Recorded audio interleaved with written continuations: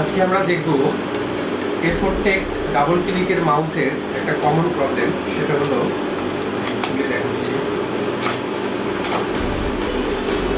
এটা হলো A4Tech এর ডাবল ক্লিকের মাউস। এটার 1 বছরের ওয়ারেন্টি থাকে। তো যেটা হয়, 1 বছরের আগেই আমাদের যে এই যে সিরিয়াল নাম্বারটা আছে দেখতে পাচ্ছেন, এই সিরিয়াল নাম্বারটা 1 বছরের আগেই সেটা উঠে যায়। কারণ হলো যে আপনি প্যাডের উপরে যখন এটা চালান তখন হলো যে এই সিরিয়াল নাম্বারটা থাকে না, যার কারণে আপনি ওয়ারেন্টিতে নিয়ে গেলে ফিজিক্যাল ড্যামেজ বা সিরিয়াল না থাকার কারণে অনেকে ওয়ারেন্টি পায় না। তো এর জন্য এইটা বাঁচানোর জন্য একটা সহজ উপায় আপনাদেরকে আজকে আমি বলে দিব। তো আসলে দেখি, আমার হাতে আছে হলো টেপ। এই টেপগুলো আপনারা যে কোনো দোকানে গিয়ে বললেই পেয়ে যাবেন। এখান থেকে একটা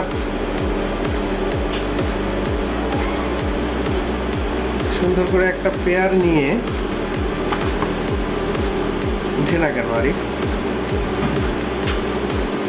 আপনারা হলো এই সিরিয়াল নাম্বারের ওপর ইনস্টল করে দিবেন। এরপরে আপনি যেই ডেটে পারচেস করছেন সুন্দর করে সেই ডেটটা এখানে লিখে দিবেন। ধরেন আমরা পারচেস করছি 17/3/2025। তাহলে হবে কি, আপনার ওই ভিতরের যে সিরিয়াল নাম্বারটা আছে সেটা কোনোভাবেই ড্যামেজ হবে না। তো আপনার যখন মাউসটা কাজ করবে না ওয়ারেন্টির জন্য, আপনি এই ডেটটা দেখেই বুঝতে পারবেন যে আপনি কবে এটা পারচেস করছেন।